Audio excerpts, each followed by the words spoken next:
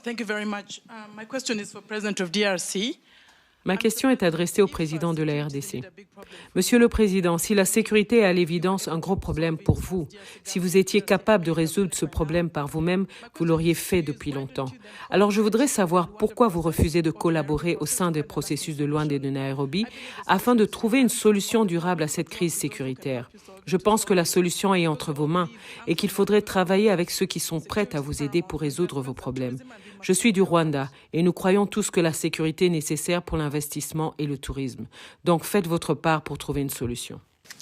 Si vous êtes rwandaise, vous devez savoir qu'il y a eu au mois de novembre une discussion qui a abouti à la définition d'une feuille de route pour sortir justement de cette crise.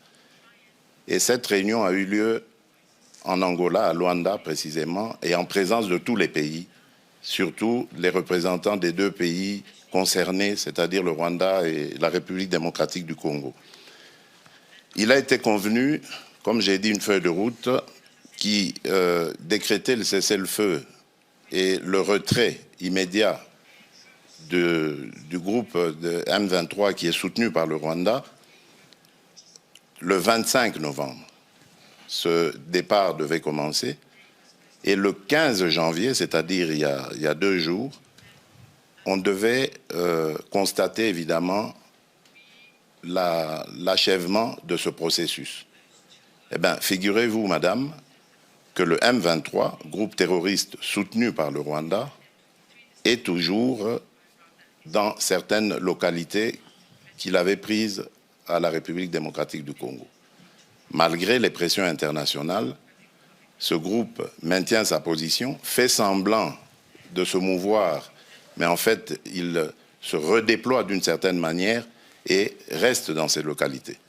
Et je vous apprends que depuis lors, il y a eu un massacre qui s'est fait dans une localité qui répond au nom de Kishiché, d'une centaine de personnes, des innocents, que ce groupe a voulu massacrer pour les terroriser et les pousser à se déplacer de cette localité qui regorge de matières précieuses dans son sous-sol.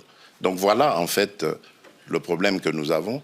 C'est un très grand défi parce qu'on ne peut pas investir à la fois dans le développement du pays et dans les ressources pour augmenter les capacités de l'armée et pouvoir ainsi se défendre. Si nous avions tous la même philosophie, la même vision, celle que j'avais d'ailleurs au moment où j'ai accédé à la tête du pays, celle d'aller vers tous nos voisins, nous en avons 9, et de leur proposer des projets de développement qui vont faire du bien à nos économies respectives, qui vont faire du bien à nos populations.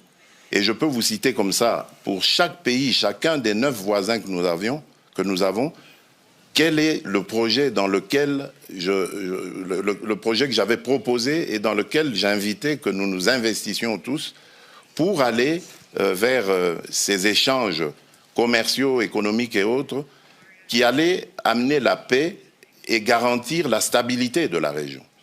Mais c'est à cause, évidemment, de certains voisins aux velléités belligérantes que cela est malheureusement impossible à réaliser.